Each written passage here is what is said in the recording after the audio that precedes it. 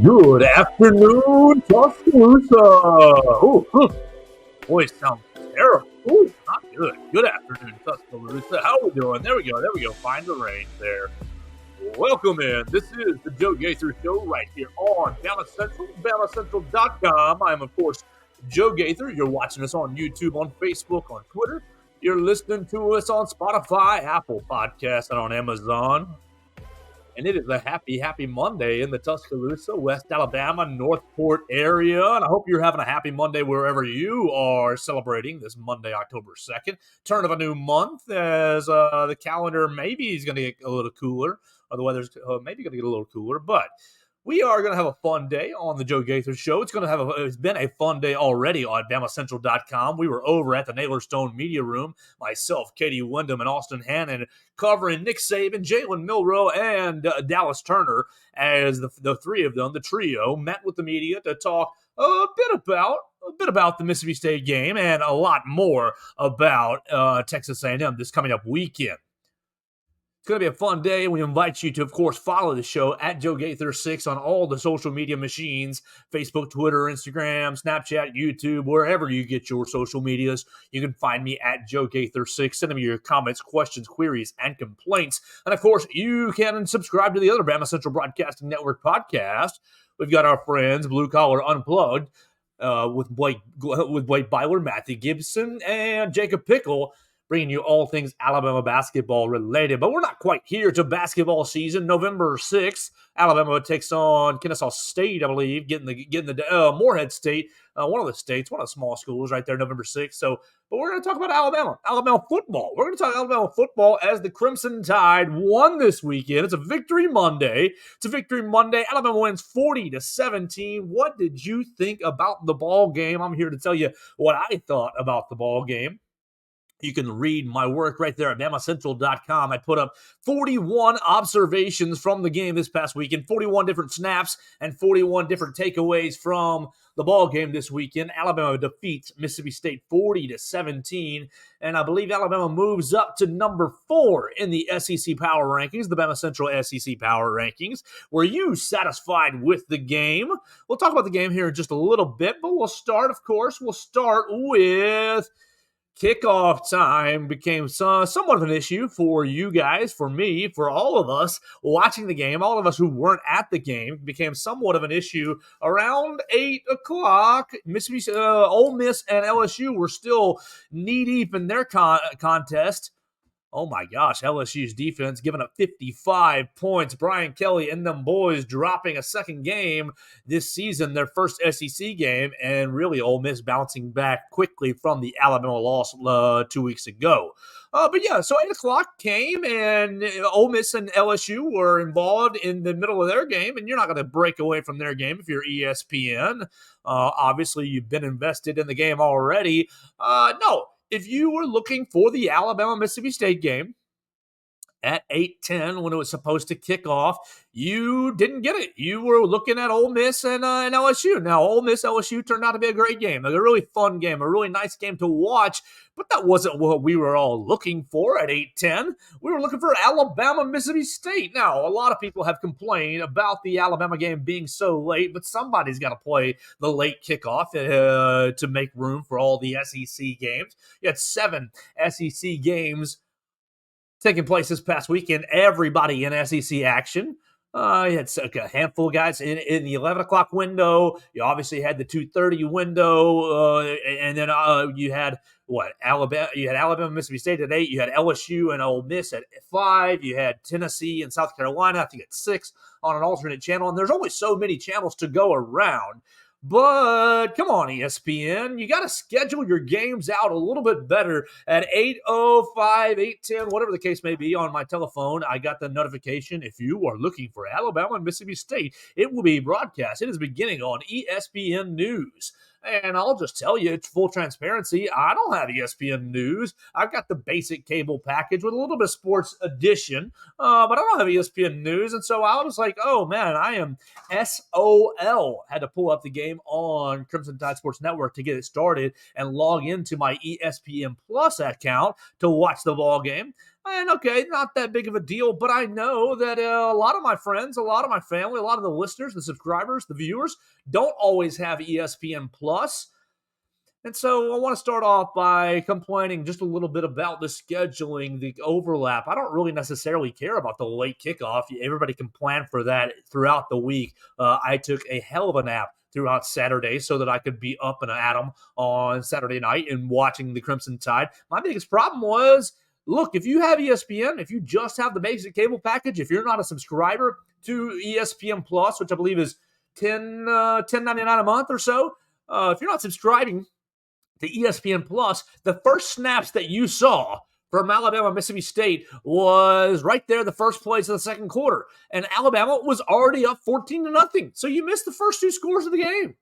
Absolutely inexcusable from an ESPN standpoint, and makes it very, very difficult to follow the Crimson Tide. It makes it very, very difficult to not subscribe to ESPN Plus, and I guess that's probably what they wanted. You wanted you to go ahead and bounce over, make sure you have the souped up cable package, so you have ESPN News, or subscribe to ESPN Plus. And look, I subscribe to ESPN Plus because it is very helpful for my job, but I know everybody, the budgets are tight. Not everybody can afford to, make extra streaming services. So ESPN, college football, got to do a little better job of spreading out the games. Got to do a little bit better job of putting games on different channels and not having. Look, if Alabama and Mississippi State's kicking off at 8:00, 8:10, and you have Ole Miss and LSU at 5:00. I'm sorry, I am not really like a genius or anything, but I can tell you that I could have told you Ole Miss and LSU was not going to be finished in time, and it wasn't even remotely close to being finished in time. So we'll start off right there with a little complaint. But if you missed it, if you missed the first part of the game, you can look at it on BamaCentral.com. You can look at my observations. I broke down pretty much all the important snaps in the first part of the game and throughout the ball game. 41 snaps pretty much carried you through the entirety of the game. Yes, the second half became somewhat of a blowout and became, wide open affair and a little less than serious football. But what's your takeaways? What's your biggest takeaways from Alabama beating Mississippi State? Okay, you're 2-0 in conference play. Great. You've gone back-to-back weeks against the Mississippi schools. And, okay, you're feeling good. You've now officially put the Texas game to bed.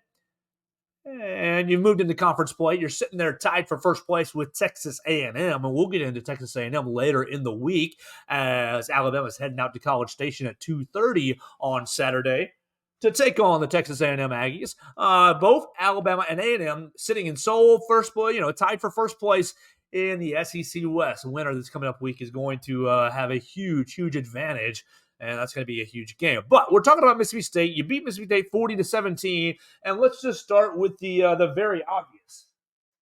As my dog swallows some things. Hey, come on now. Let's not do that. Let's come sit up here. Yeah, let's just come sit up here. Perfect. Hey, puppy. Oh, if you're watching us on YouTube, you can see the puppy. Oh, yeah. All right, we will get right back into it. All right, the obvious, Jalen Milroe. Let's start with Jalen Milroe because that's where, the easy conversation is. Jalen Milroe goes 10 of 12 for 164 yards, 11 carries, 69 nice yards, and scores 2 touchdowns on the ground. Jalen Milroe had a pedestrian passing game, but you only had to throw 12 times. You only threw it 12 times.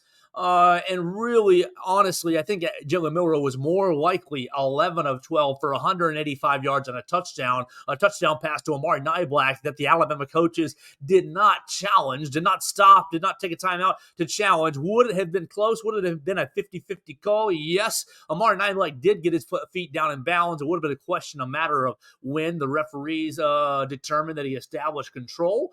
But Jalen Milroe, I think you're seeing significant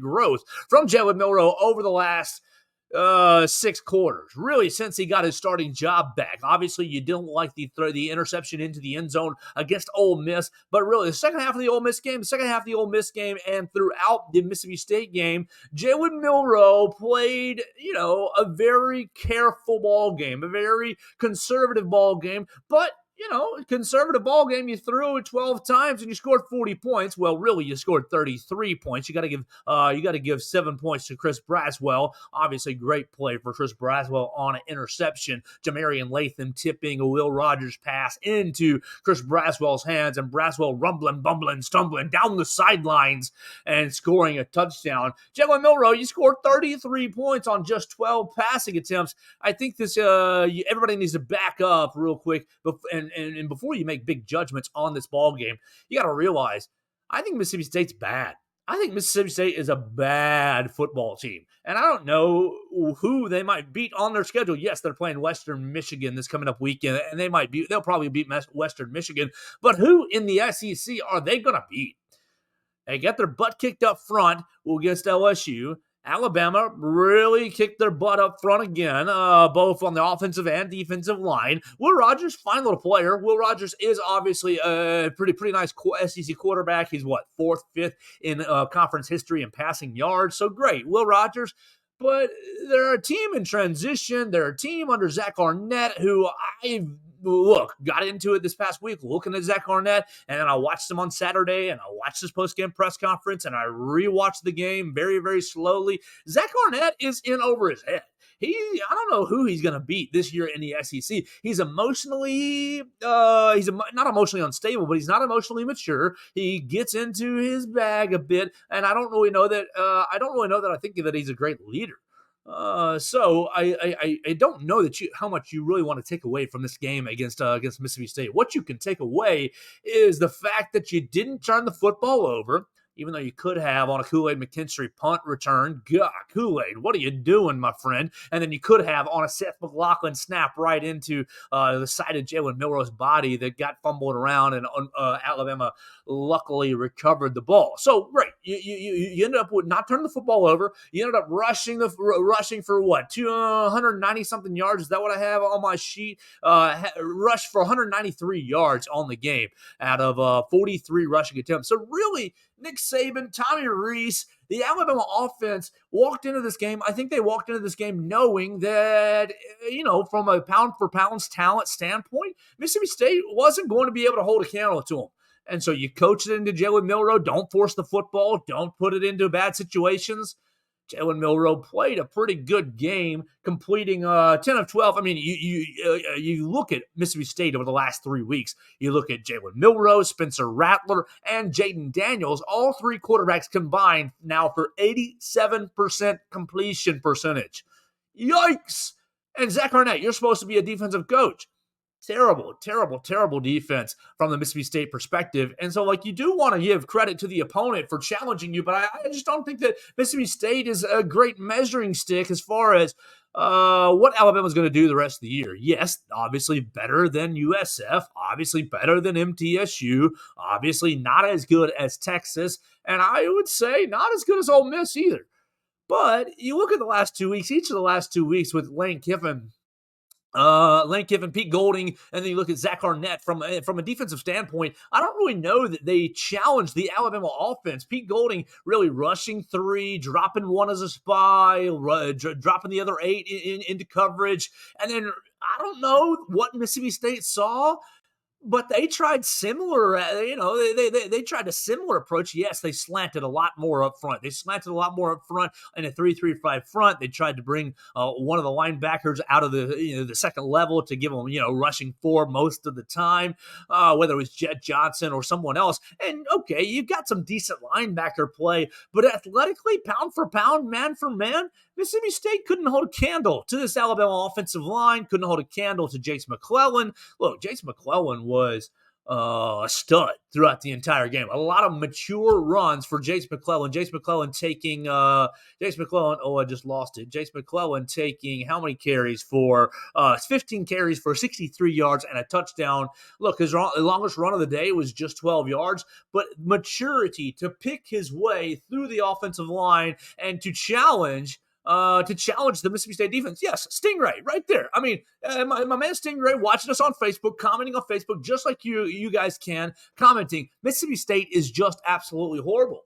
And I don't mean to be disrespectful, but yes, they were there's nothing Alabama never needed to get into second gear offensively. They were calling all the plays right off the first page of the playbook, and people talked about, oh, why did Jermaine Burton not get involved? Where was the Alabama wide receivers? They never needed to. They never needed to really stretch the stretch the field down, stretch things down the field, because I think Alabama was patient and knew that, hey, we can hammer Mississippi State. We can go 5 yards a pop, 4 yards a pop. What was the actual rushing total? They went how many rushing yards per 4.5 yards a carry? 4.5 yards a carry on 43 carries. And you basically took a hammer to Mississippi State's face throughout the entire night, and great. That's a good thing to do, but you didn't really need to get out of second gear or get out of first gear, really. And so let's talk. Jalen Milroe, were you happy with his performance? Yeah, you were. You were happy with his performance, but is it that encouraging going forward? No. It's not. It's not discouraging. It's not discouraging, I don't believe, but it's just kind of is what it is. It's kind of one of those performances against a team that was never really going to be in the ballgame. Only going to be in the ballgame if you let them be in the ballgame. If you turn the football over, if you gave them mistakes, if you had a lot of penalties. Alabama's penalty yardage on the day, Alabama was 6 penalties for 40 yards. Yeah, that's 6 more than you wanted to have. But I thought when I rewatched it, a couple of them were procedural, a couple of them were holding. You just never really helped Mississippi State out, and because you never helped them out, they never stood a chance in the ball game. Biggest complaint for Jalen Milroe was this. Jalen Milroe twice in the very beginning of the game, and he did this last week against Ole Miss, and he did it against Texas as well. You're rolling out, you're escaping a clean pocket, or you're escaping pressure, whatever the case may be, and instead, you're looking downfield. I like it. You're looking downfield. You're trying to see, if you can make a play, if you can make a pass down the field. And as you're running down, parallel to the line of scrimmage, you run yourself out of bounds. You either run yourself out of bounds for a loss, or you just wait, and a state defender sacks you for a 6-yard loss. And Jalen Milroe, your next step of development is going to be to realize, okay, I'm out here all alone. I've already escaped the pocket. I'm already gotten out here. Throw the football away. There's no need to take a 6-yard sack. There's no need to run out of bounds for a 4-yard loss just because you're already running. Just flick that bad boy out of bounds ahead of you. There's no reason to. So that's your next step. That's his next step, in my opinion, of developing as a quarterback is don't take those dumb sacks. Okay, if they rush you and they get you in the pocket and they sack you, that's going to happen. But if you've escaped the pocket, you're looking downfield, and this happened twice. You're looking downfield, looking, nobody there, nobody that you want to force the ball into, and you get hit in the back for a 6-yard loss. Dude, you've already escaped the pocket. You already know the play is dying. Your internal clock needs to be click, throw it out of bounds. So that's where I want to see Jalen Milroe improve as he continues to lead this offense. And he's going to have to, have a little bit more of a dynamic game against Texas A&M this coming up weekend. Really, Mississippi State, no disrespect to him, but you just didn't have athletes that would challenge Alabama. Didn't have athletes that would challenge Alabama on the offensive end. I mean, Tua Griffin, good receiver. Woody Marks, pretty good running back. And Will Rogers, good little quarterback, but you don't have the protection and you don't have the depth at receiver to get after the secondary. I mean, you're throwing Tulu Griffin against Terran Arnold or Kool-Aid McKinstry, and you saw how that worked out. Really kind of poorly. Look, Tulu Griffin with 5 catches, 21 yards, everything underneath. My man Stingray, what are your thoughts on cowbells as a tradition in the SEC? I don't really have any thoughts. Pro or con. I do think they're annoying. I absolutely think they're annoying, but I don't really think that, they should be in trouble for. I saw a lot of takes. Oh, this should be not allowed. This shouldn't be allowed. Yada, yada, yada. A lot of you had several prominent Alabama Twitter accounts saying, oh, look, they're not ringing their bells responsibly. They're ringing their bells. I don't care. Mississippi State needs all the help they can get. They need all the help they can get, so let them ring those daggum bells. Is it annoying? Yes, but you know that going in. Take your earplugs and just watch the ball game or watch the game at home if you don't want to deal with the cowbells. You just know what you're going to get when you go over to Starkville. I mean, I'm happy with the performance. I am, but like, am I doing backflips because Alabama won by what was it, 23 points? No. I mean, you covered. Great. Joe Gaither, you're 4-1 against the spread on your picks. All the BamaCentral crew picked Alabama to cover the spread. And so, boom, Katie Wyndham got back on the winning scoreboard. Austin Hannon got back on the winning scoreboard. Lots of people got back on the winning scoreboard against the spread. And again, obviously, those are for entertainment purposes only. We do not condone you gambling. It's illegal to gamble in the state of Alabama for now. But Jalen Milroe, good little day.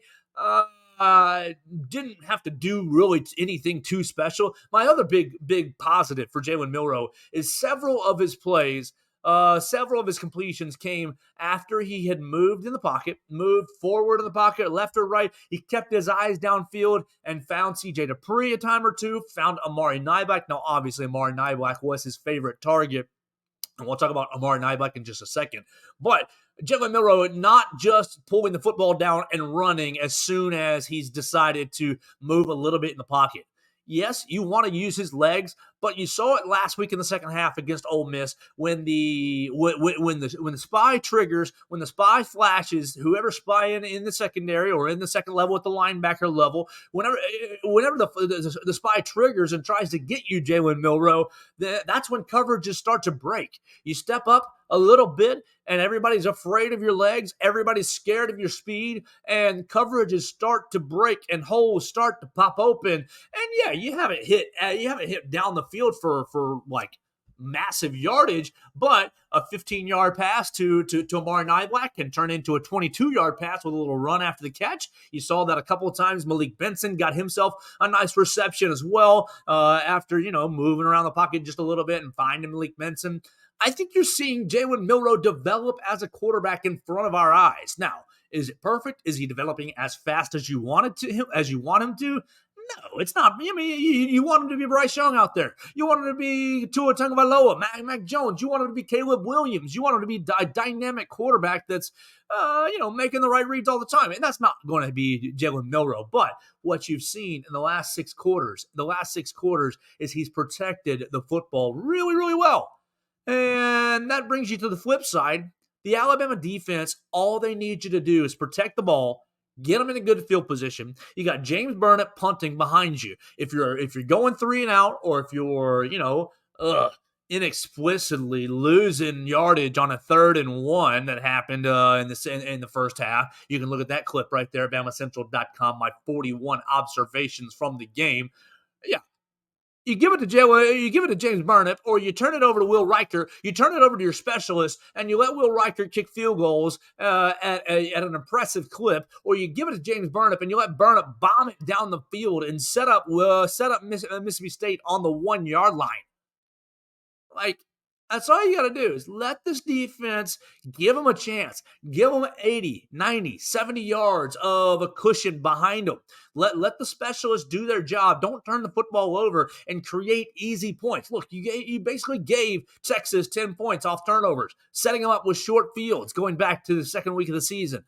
Ever since then, you're not turning the football over. You're in control. Does it look very pretty? No, it doesn't look very pretty against Ole Miss or Mississippi State. But was Alabama ever out of the game in either of those two matchups? No. Alabama was right there in the balance of the game against Ole Miss as the game is still kind of teetering back and forth through the first half. And then the second half, Alabama's, skill and Alabama's physicality shines through.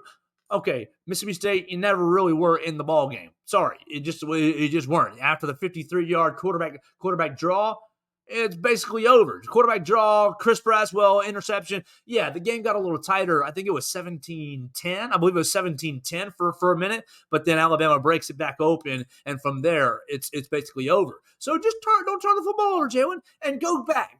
Go back to July. Go back to June, to May. You're thinking, oh, this Alabama offensive line is going to be so strong. Oh, this Alabama defense is going to be so strong. And everybody's talking about who's going to play quarterback. And you're getting the outside pundits saying Nick Saban doesn't have a quarterback. Nick Saban needs, you get the Paul Feinbaums. Oh, they're going to have quarterback problems. Nobody's winning the job. You're right. Nobody really did win the job. But all the Alabama people inside the family, inside the program, basically were saying, if we just get a guy who doesn't turn the football over, makes good decisions, keeps Alabama's offense on schedule, i.e., think back to many, many quarterbacks Alabama has won national championships with. Was Greg McElroy a dynamic quarterback? No. Was Jay Coker a dynamic quarterback? Absolutely not. Blake Sims didn't win a national title, but he got to Alabama he won an SEC title and got him to the playoffs. Was he a dynamic quarterback? I mean, yes, he was dual threat, but it was basically Blake Sims to Amari Cooper as many times as they could scheme it up. It wasn't like you had a quarterback that was just wheeling and dealing in the early parts of the Saban era, the early parts of the Saban dynasty. I like A.J. McCarron. I really do. A.J. McCarron is a baller, but A.J., he's a B-plus quarterback. He's not a superstar. Now, he had a hell of a college career, absolutely, and earned it because he knew what he was doing. He let the team, he let the offensive line, he let the running game, he let the defense kind of do their jobs, and he just stuck to doing his job. And so you're seeing that over the last 6 quarters with Jalen Milroe as well. Don't turn the football over. Don't put the Alabama defense in bad positions. Look, Texas should have scored 14 points off those turnovers. They set Jalen Milroe's interceptions set Texas up inside the red zone both times. Luckily, the defense got to stop and force a 3-pointer, so it was only 10 points instead of 14. But all you got to do, I mean, yeah, you go back and you feel bad about the Texas loss. All you got to do is just protect the dadgum football. A lesson that Jalen Milroe is going to need to stay and keep at the forefront of his mind going out to College Station. All right, so I want to hit Jason McClellan because a lot of talk has been about the running backs and the reps given to the running backs. Roydell Williams, Jason McClellan, where in the world is Justice Haynes, and what about Jam Miller? Look, Jason McClellan is keeping them all off the field. Now, Roydell's getting his reps because Roydell's earned his reps, and Roydell has largely played well with his reps. You go back to your box score real quick, and you see both Roydell with 4.4 and Jason McClellan with 4.2, both of them with over double-digit carries. You put them both together at 25 carries, that's 107 yards. 170 yards on a touchdown. Neither of them have have broken off major runs this year. Yeah, I think you can think back to Jason McClellan against MTSU, but other than that, nobody's real. And Roydell against USF, but come on, those games, just between you and me, they don't count. They're just scrimmages, really, glorified scrimmages, really. I'm happy with what you've seen out of Jason McClellan. Now, do you want to see more? Do you want to see a home run hitter? Yes, you do. But Roydell and Jason McClellan have both really operated at a mature level, have picked their way through the offensive line, have operated physically, have kept the ball off the ground, and have really been reliable running backs. Now, you'd like to see a little bit more in pass protection. You would. You'd like to see a little bit more out of them. But they're both coming on, Jason McClellan, a couple of really nice pass protection reps this past week against MTSU as the Bulldogs were trying to do anything they could do to really disrupt Jalen Milroe. But look, I don't really take a ton away. I don't really take a ton away from this Mississippi State game due to the fact that I think Mississippi State's really bad. I think that they're going to end up with a pretty bad record this year. Zach Arnett just doesn't look like he's a head coach. He's complaining to his assistant coaches about calls that were and were not made. And you could tell the frustration seeped into Zach Arnett very, very early. After the ball game, you could see in his post-game press conference, he allowed very little easy questions to get under his skin. He got kind of really irritated with his sports information director. I don't know who it was, but the sports information director handed him a wrong sheet of paper, which, come on, like that's not the end of the world. Yes, you want to get the right stats. But Arnett has asked a question, and he says, Alabama rushed for X amount of yards. And he says, I'm sorry, I've got effing halftime stats. And he stares and looks at his SID, and the SID gives him a different sheet of paper, and obviously it's the full-time stats. And Arnett spends 30, 40 seconds just glaring at him, just glaring at the SID. And I'm like, okay, you want to get it right, of course, and maybe there's a little bit of embarrassment, but like, it's not. Look, I say wrong stats on here all the time. If I can correct myself, I try to, very much so. And do I, kick myself a little bit if I read a wrong stat? Yeah. but I'm reading and speaking pretty quickly. Things are happening pretty fast on the Joe Gaither show, and they're happening a lot faster in front of post-game media. Zach Arnett just looked out of his depth, low character, low energy. He just kind of looked like, well, of course, we're not going to be in this game. He looked like he had no belief in his team. He looked like he had no belief in his system, no belief in his athletes, and that looked like it trickled down into the Mississippi State Bulldogs sidelines and in their effort and their execution. Now, I got to give Woody Marks a lot of credit. Woody Marks is a pretty dang good running back and a battler. He was battling the entire game. Obviously, he had a little foot, ankle, something bothering him throughout the ball game. Came into the game with a little bit of a foot, ankle problem, injury problem, but played his daggum tail off. That's a player I would like to have on my football team pretty much all day, any day. Woody Marks, got to give you a lot of credit. Let's go back to Amari Niblack real quick, because Amari Niblack was the most efficient, most effective passing weapon for Alabama. But you can look in our 41 observations from the ball game right there on BamaCentral.com, or right there on my Twitter account at JoeGaither6, and I'll post it on my Facebook here pretty shortly. Amari Niblack can't block. Oh my gosh, he cannot block. There's a reason Robbie Oates is getting the most playing time out of any of the tight ends. CJ Dupree secondarily, but it's basically Robbie Oates, CJ Dupree, 1A and 1B, and then it's Amari Niblack coming in passing situations. And sometimes they're putting Amari Niblack in there, but he can't block. Oh my gosh, he's got very low physicality. And so if Amari Niblack, if you want to become an extremely dangerous weapon. Now, he's just a sophomore. So he's got plenty of time. He's got plenty of time to continue to grow, continue to develop. He's got to have, 8 more regular season games this year. And then, of course, he's going to have a postseason play, and he's got to be in school for at least one more year. But my man, he's struggling in the blocking. He's struggling in the blocking area. And so Amari Niblack, if you want to see more competitive and more consistent playing time, you're going to have to upgrade in the blocking. That, or you're just going to transition to a glorified wide receiver. And the wide receivers left a lot to be desired this past weekend. But I go back to the very beginning of the conversation. I don't think that Mississippi State ever really made you do anything special from a wide receiver perspective. I think that, you were able to stay in a very simplified game plan throughout the entire game, where you didn't have to throw the ball down the field. You didn't have to stretch and test Mississippi State down the field. So therefore, the wide receivers only coming away with 4 receptions? 4 receptions by wide receivers for 52 total yards. My man Tyler White over there, he was covering the Auburn game this past weekend, Auburn-Georgia game. My man Tyler White chiming in. CJ Dupree made some tough catches. He has made some tough catches. He's a baller. I like CJ Dupree's all-around game. He is easily the most complete tight end in the room. Now, you like Robbie Oates for what he can do in the blocking game. You like Amari Niblack for what he can do in the receiving game. So each of those are probably better blockers than CJ Dupree, better receivers than CJ Dupree. But as far as your overall tight end and complete skill set, CJ Dupree has been a heck of a transfer out of the portal. This is just off the top of my head, is he the best transfer that's come in so far this year? I mean, obviously, you got Trezmen Marshall as pretty much the only other candidate. CJ Dupree, Trezmen Marshall, and Jalen Key and Trey Amos all transferring in. Yeah, I think CJ Dupree, I'll say it right now, has been the best transferee so far this year through the first, 4 or 5 games. We'll keep it rolling here on the Joe Gaither Show. You can find us on YouTube, Facebook, Twitter, on Spotify, Apple Podcasts, and on Amazon. Let's keep going on the offensive side of the football. We got some major snapping problems still. This issue started against Texas.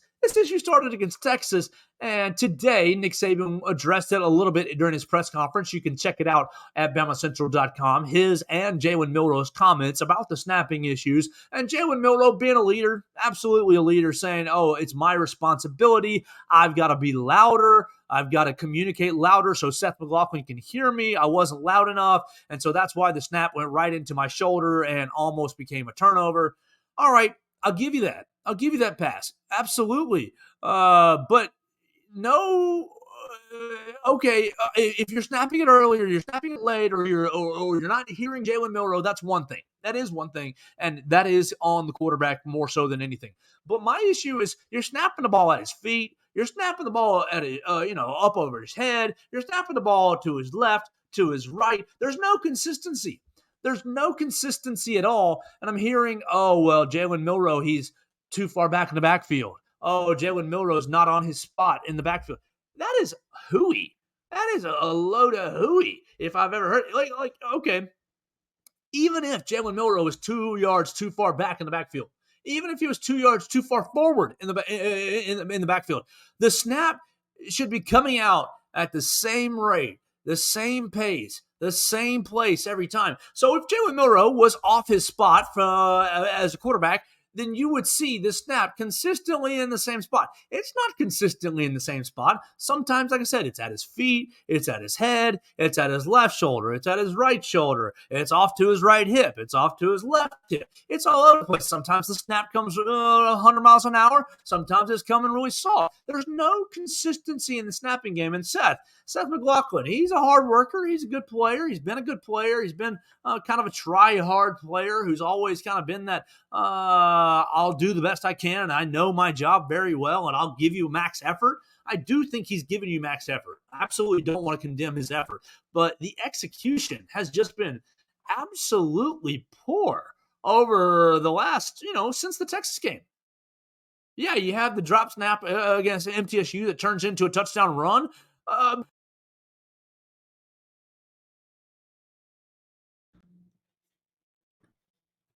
Poor perspective. Oh, look, my microphone, since my dog bumped that.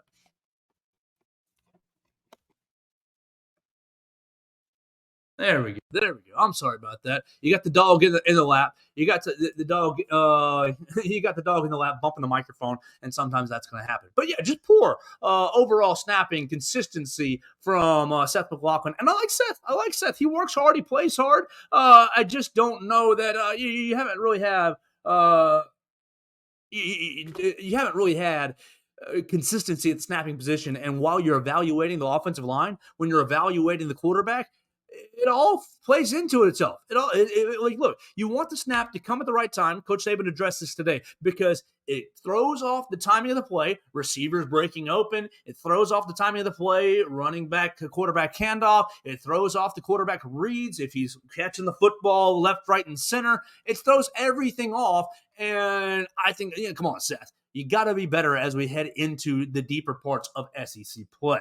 I do think he can do better. Absolutely think he can do better. We've seen it before. I just if he's injured, okay, let's say that. Let's say he's fighting through an injury. He's playing through pain. And you play through pain, you're going to gain respect. Absolutely going to gain respect. And I've kind of been talking and asking about it, if he's hurt or not. And I've heard different answers.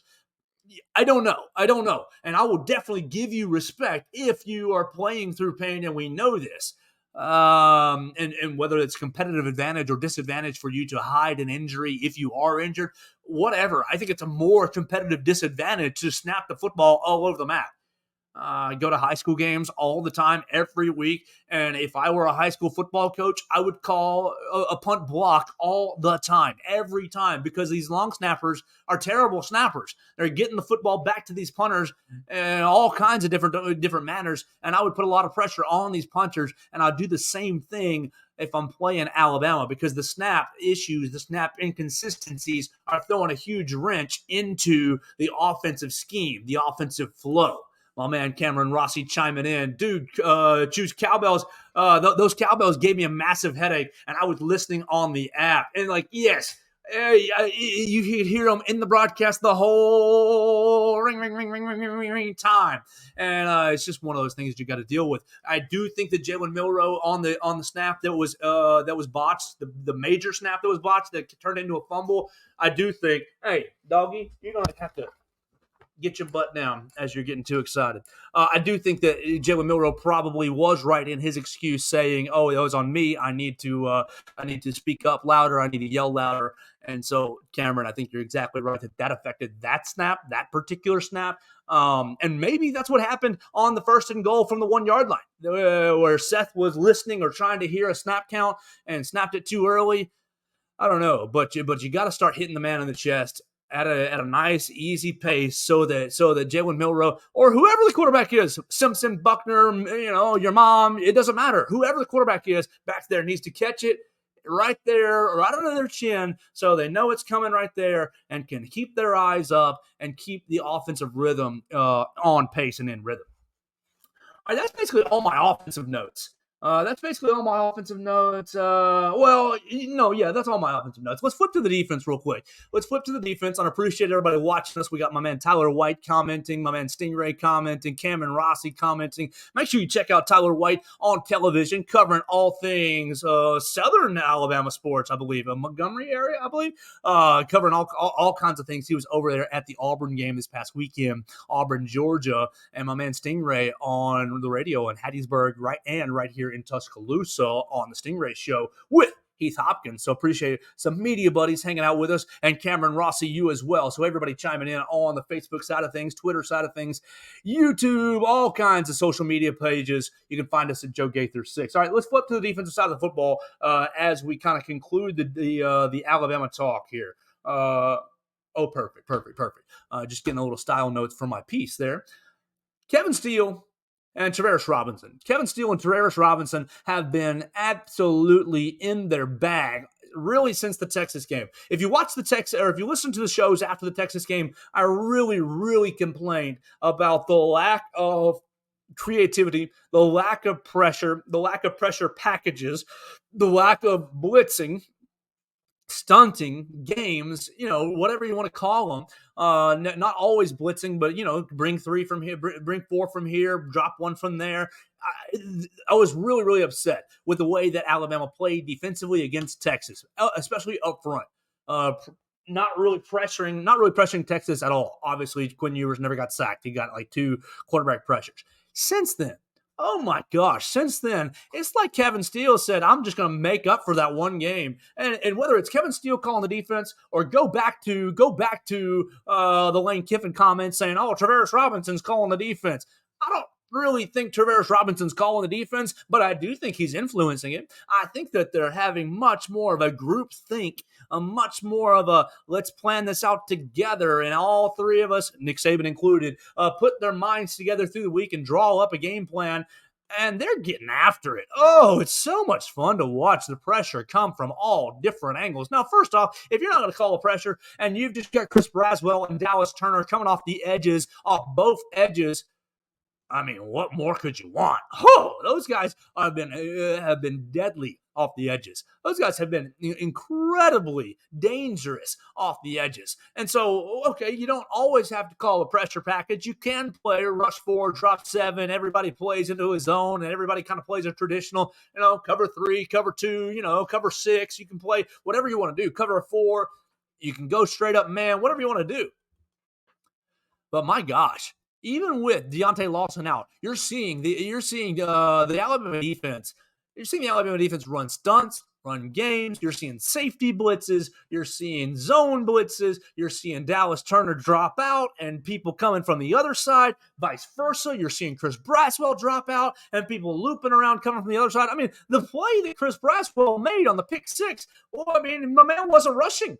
And people talk about going back to, oh my gosh, Pete Golding, why are you going to drop Will Anderson, your best pass rusher? You get creative because it messes with the quarterbacks. Yes, they know that Dallas Turner and Chris Braswell are 2 deadly edge rushers. And you know that Tim Keenan and Jaheim Otis and Justin Aboigbe and Jamarian Latham have been really, really good up front as far as scheming.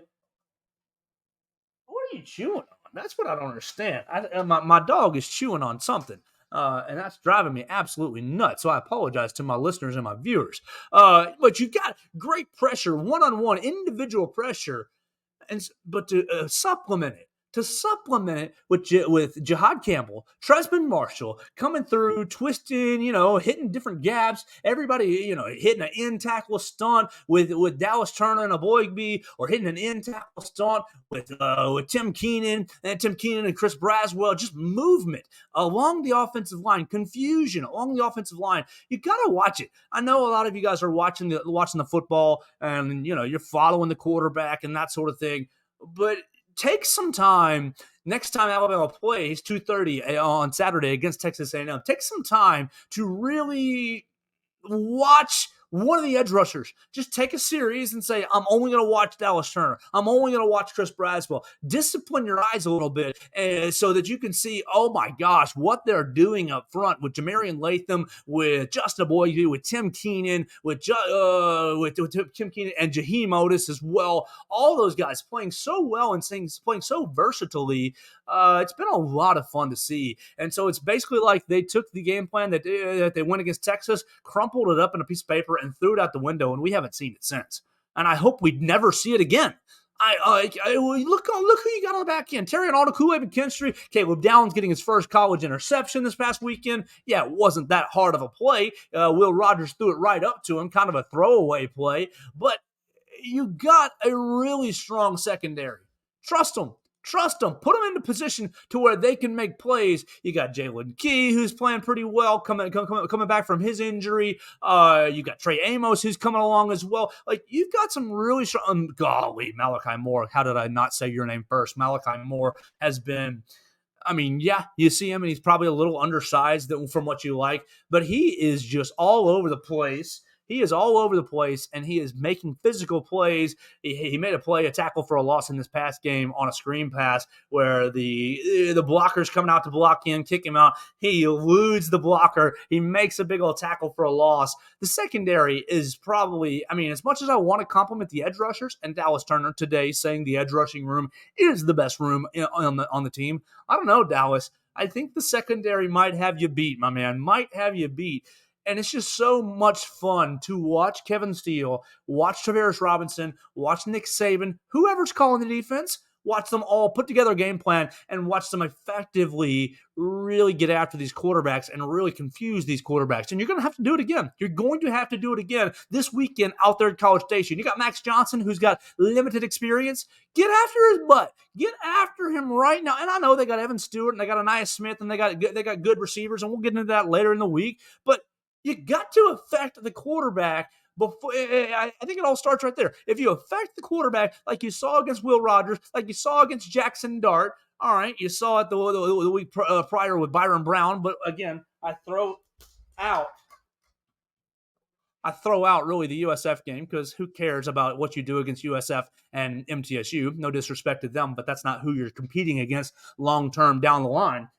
But it's been a lot of fun to watch the defense play. Now, Tresman Marshall had his best game so far in an Alabama uniform. And Jihad Campbell, 14 tackles. 14 tackles, was all over the place as well. Those two guys, do you want Deontay Lawson back? Absolutely. Absolutely, you want him back. But those two guys have stepped in admirably for this Alabama defense and really, really, they're holding the rope very strong on that inside linebacker room. And so it's been a ton of fun to watch really this past game. So let's wrap up the Mississippi State game. We'll go around the SEC in just a moment. But here's our final thoughts on Mississippi State. First off, don't be upset with what you saw. Don't be upset that the passing game wasn't really electric, because I don't really think that I think Tommy Rees knew that we're just going to be able to handle this team. We want to continue to instill confidence in Jalen Milroe, and that's what they did, 10 of 12. Now, granted, selfishly, I wish that they would have challenged the Amari Niblack touchdown pass, because I think he was in. I do think he was in. But that would have made the Jalen Milroe passing line look a lot better, 185 yards and a touchdown instead of just 164 yards. But the best thing was no turnovers. You run for 69 yards. You get the 2 touchdowns. Now, do you want to make better decisions when you're rolling out? Yes, you want to make better decisions, not taking sacks. If you're already outside the pocket, throw the football away. Throw the football away. You have a couple sacks where you run yourself out of bounds for a 3 or 4 yard loss. There's no need for that. have a little bit better field awareness. I think Jalen Milroe played a pretty fine A minus game, not putting the football into too many dangerous positions, allowing Martin Iblack, allowing Malik Benson, CJ Dupree to make several plays. Isaiah Bond getting himself a catch as well.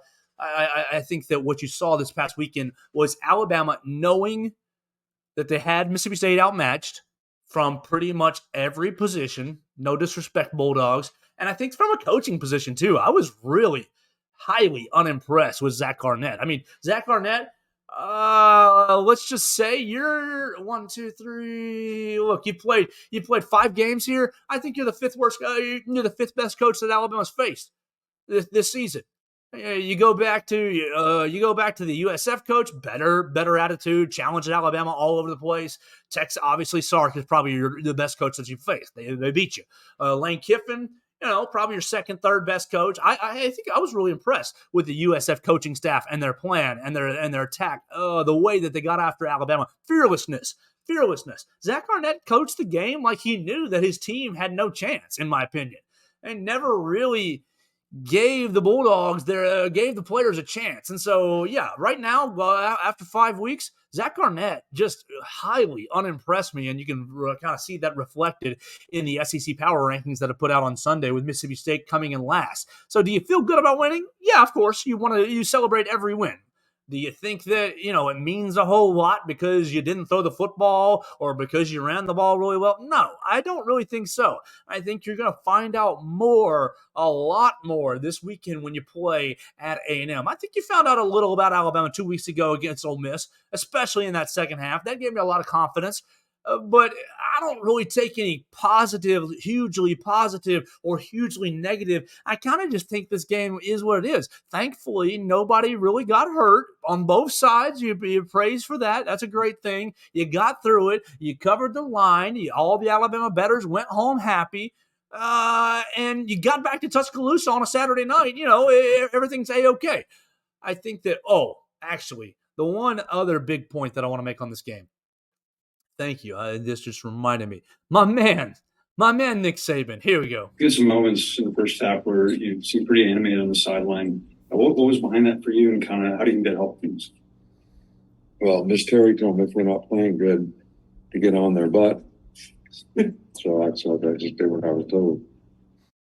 All right, Miss Terry, please and thank you. And please and thank you again. And please and thank you again. It's been, 2 years? Since you've seen that Nick Saban on the sideline? And when's the last time Nick Saban blew up on the sideline before this week? You had a little bit of it against USF, just a little bit of it, but mostly Nick Saban has been Mr. Grandpa, Mr. Mellow on the sidelines. He's been Mr. Mellow in the media room, and that's fine. I mean, but if you want to get after me, that's fine too. Anytime you want to, Coach, I can take it. If you want to send a message to your team in that way, but Coach Saban, you had me. You had a lot of us, you had the college football world wondering if the fire was still in you, if the drive to still be great is still in you. But no, Coach Saban yelling, "What the bleep are we doing?" over and over, and yelling all kinds of, yelling all kinds of curses at his coaches, at his players, at the referees, showing the fire that he came to Tuscaloosa with in 2007, 2008, 2009, really getting after anything and everything. And I was so happy to see it. I know you guys were as Alabama fans. Maybe you laugh at it as non-Alabama fans. Maybe that makes you nervous as non-Alabama fans. But as someone who's covered the team and someone who went to the University of Alabama, I was starting to wonder, Coach, are you just riding this bad boy out? Obviously, even if you are riding this bad boy out all the way into the sunset, it's still going to be a highly competitive product because of the internal standard that you hold for yourself and the way that you recruit. But man, I was starting to wonder, do you have the necessity, like the starvation factor to play at 100%, to play at a top level? And it was great to see Coach Saban. I mean, kind of feel bad for the players. I know Terry Arnold was on the receiving end of one. I know Seth McLaughlin was on the receiving end of one. I saw kind of the lip reading going on the sidelines. I enjoyed trying to figure out what he was saying and who he was yelling at. But I think that's a great sign for Alabama going forward the rest of the year. Whether it's Miss Terry giving him the green light to, hey, if you got to act a fool on the sidelines, act a fool. Do what you got to do. Or if it was Coach just using Miss Terry as a shield, perhaps, I think Miss Terry can take it, and she is a great shield for him. Just really encouraging to see that just from a personality standpoint and just kind of going off the Zach Arnett conversation. Zach Arnett never got into it, never got fired up. Every time they cut to him on the sidelines, he kind of looked like, well, we're getting screwed. Kind of looked like, well, we ain't got a chance anyways. Well, the officials, I saw him a couple times mouthing about calls that were or were not made. And then just seemed like a petulant attitude. Just seemed like a petulant attitude. And I wrote down poor emotional control on my notes for Zach Arnett. All right, last little bit of the conversation, and we appreciate everybody watching us on YouTube, Facebook, Twitter, and listening to us on Spotify, Apple Podcasts, and on Amazon. I want to talk about around the SEC real quick. We haven't done this very much just because it's mostly been an Alabama show. I'm trying to develop the show a little bit further as we get into it. We're close to our 100th episode. I want to develop the show just a little bit. Around the SEC, LSU laid a big old stink bomb. Oh, my gosh, Brian Kelly, you go up to the Grove and you allow 55 points. You gave up 31 points to Arkansas last week, who I don't think is that good. Obviously, you saw Arkansas lose to A&M. But then you go to the Grove and you let Lane Kiffin hang 55 on your head. 55 on your head, and yeah, you did put up 49, and you were throwing into the end zone at the end to try to, that would have given you the win. But goodness gracious, LSU Tigers, the Bayou Bengals, where has your defense gone? Encouraging from an Alabama perspective just to see the disarray. And obviously now Alabama has a half-game lead on the Tigers. Brian Kelly, I thought you were going to be, obviously you still have to respect the Tigers when they come to Tuscaloosa here in early November, but Brian Kelly, just what a stink bomb, and a positive for Lane Kiffin bouncing back. Look, Lane Kiffin coached this game like he should have coached last week. He just didn't have very much aggression last week when he came to Tuscaloosa, and that's not Lane Kiffin. That's not who they are. He refound himself this past week. Joey Freshwater found the mirror, and he and Jackson Dart got together, putting up 55 points and getting a really big old win over there in the Grove. Kentucky. Oh, Big Blue Nation. Oh my gosh, what a win. Big Blue Nation rushing, 280 yards? Singular, Ray Davis, 280 yards on Florida. And Florida, Billy Napier, man, you got that great recruiting class coming. Well, my man, so you ain't going to make it to next year if you keep putting up duds on the road. Yeah, you beat Tennessee at home. You beat Tennessee, and you protected the Swamp fairly well in your tenure. But every time you leave the Swamp, your team plays like absolute trash can water. Your team plays awful. And not only just plays awful, plays uninspired. The game plans leave a lot to be desired. And, okay, you're going to let somebody rush for 280 yards. Was that right? Hold on. Was that right? Let me make sure that I have it right. I know Ray Davis had a huge game. 280 yards, 26 carries, 3 touchdowns for Ray Davis. And, I mean, goodness gracious, they knocked you out. You're up 24-7 at halftime, and you continue to pour it on. 23-7. Excuse me. Math is not my strong suit. Just no chance. You were never in the game, Florida. And look, you didn't deserve that ranking anyways, in my opinion. I've always kind of had them at the bottom end of the SEC power rankings ever since going out to Utah and laying a huge egg. Big Blue Nation. Big old win for them as their strong season continues. Yeah, they hadn't played a whole lot of good teams so far. They played 3 cupcakes and they beat up on Vanderbilt. But every week they answer the bell. They're playing physical. They're playing as a reflection of their coach, and just a really nice, solid win. Yes, I know it was at 11 a.m. and all this, that, and the other. It was at home and whatever you want to say. Florida's not a good football team. Okay. But good football teams handle bad football teams when they come to town, and putting up 23-7 right there in the first half and coming out and beating them 10-7 in the second half. Game's over, and Florida is now looking behind the 8 ball, I think, in the SEC East, and Billy Napier's tenure is getting a little bit shaky. My last note, Georgia goes over to Auburn. All right, and there's been a lot of conversation about Georgia really since the Saturday day. Obviously, 2:30 game, Hugh Freeze. Everybody sees, oh, you struggled to beat an unranked team that can't throw the football, that doesn't have a quarterback. How many passing yards? You had 92 passing yards for Peyton Thorne. They managed 88 passing yards throughout the entire game. All right, Auburn. There's no reason they should have been in the game with Georgia. Georgia, oh, we have Brock Bowers, and you don't. Brock Bowers, probably a top 4, top 5 player in this country. Amazing, amazing player. I don't care that he's playing tight end. He can play for anybody in the country. We would love to have him in Tuscaloosa. He's incredible. But I think that Georgia's getting a little bit of a bad rap. And I don't really want to sit over here and be a Georgia defender because I see a ton of Georgia love online just from a bunch of Georgia lovers. And that's fine. I mean, they're back-to-back champs. They deserve to be loud online. But you're seeing a lot of detractors. Oh, you barely beat Auburn. Oh, your schedule is not good. Okay, you're right. The schedule has not been very good. You played Ball State, you played UT Martin, you got UAB, not been a great schedule. You beat South Carolina, not been a great schedule. All right, whatever. But you can only play the schedule that's in front of you. And what has Kirby Smart done? Every week, found a way to win, gotten a little bit better, doing the things that they need to do to win. Now, should you beat Auburn by a lot more? Yes, you should. But I think a lot of people haven't been to Jordan-Hare Stadium. And I think a lot of people aren't respecting Hugh Freeze. Now, look, I know a lot of people have their feelings about Hugh Freeze and what he did at Ole Miss on and off the field. I know people have feelings about the way he leads the Auburn program, and obviously you saw the freedom from religious groups that came after Hugh Freeze a couple weeks ago at Auburn after the massive baptism out there. I am here to encourage you to live out your religion, whatever that is. I do think Hugh Freeze does give me the heebie-jeebies just as on a personal level. But from a football standpoint, oh my gosh, he's a great football coach. He is a great football coach. Absolutely. He puts his players into great positions to be successful. Look, Auburn doesn't have any talent. They don't have a modicum of talent. Peyton Thorne, he's mid.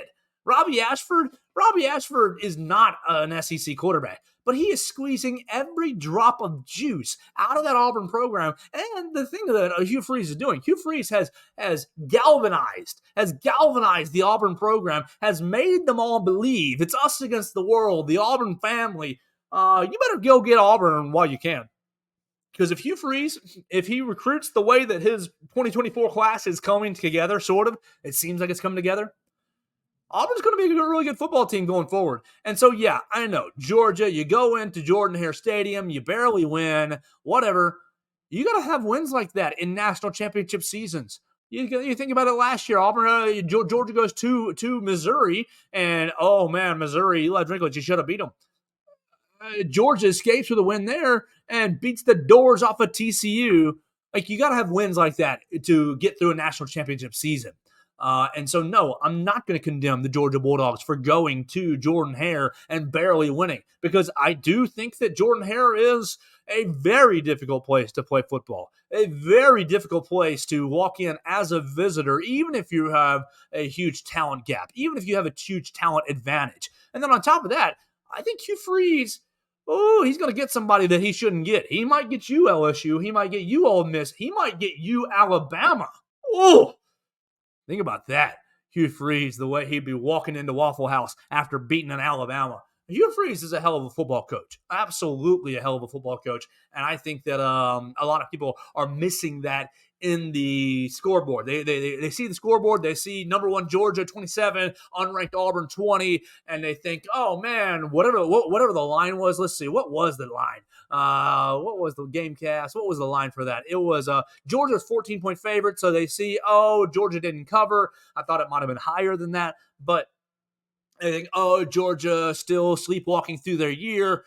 I don't know. I don't agree with that. I don't agree with that at all. I think that Auburn is playing at the max capacity, and I think sometimes you just got to have hard wins. You just got to have difficult wins against teams that maybe you should have beaten more handily, sure. But this coming up week is going to be awesome in the LSU, or awesome in the SEC. LSU is my next note. LSU, Missouri. Missouri, you're undefeated. You've beaten Vanderbilt, okay. You've beaten Kansas State, okay. You've played other cupcake schools and you're undefeated, great. You beat Memphis in St. Louis, all right, whatever. We'll find out about you, Missouri, this week.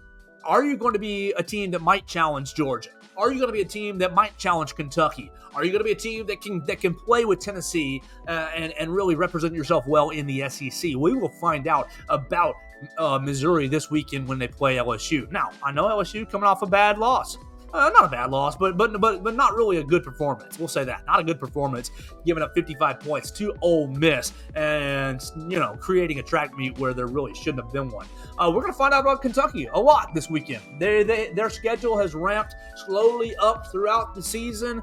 I believe they played Ball State as well, and obviously they played Vanderbilt and Kentucky, or Vanderbilt and Florida the last 2 weeks. So their schedule has ramped up, and they're going to take on the Georgia Bulldogs this weekend. We'll find out about Florida, or we'll find out about Georgia and Kentucky this weekend. I think that's going to be a great matchup. And obviously, all our eyes the rest of the week is probably going to be on Alabama and Texas A&M. Alabama and Texas A&M, 2:30 on Saturday. The winner is in sole possession of first place in SEC West. And everybody knows, right here in Tuscaloosa, you win the West, you get into the SEC championship game, you win that, you're in the playoff. Who cares about the Texas loss? Everybody talking about the dynasty's dead 2 weeks ago. The dynasty is alive and well if you win this ball game this weekend against Texas A&M. So we're going to have a lot of fun talking about it right here on the Joe Gaither Show with my girl Abby trying to get involved in the program. Hey, Miss Thing, say hi to everybody. Oh, yeah, if you're watching us on YouTube, you can see Miss Abby on the YouTube page.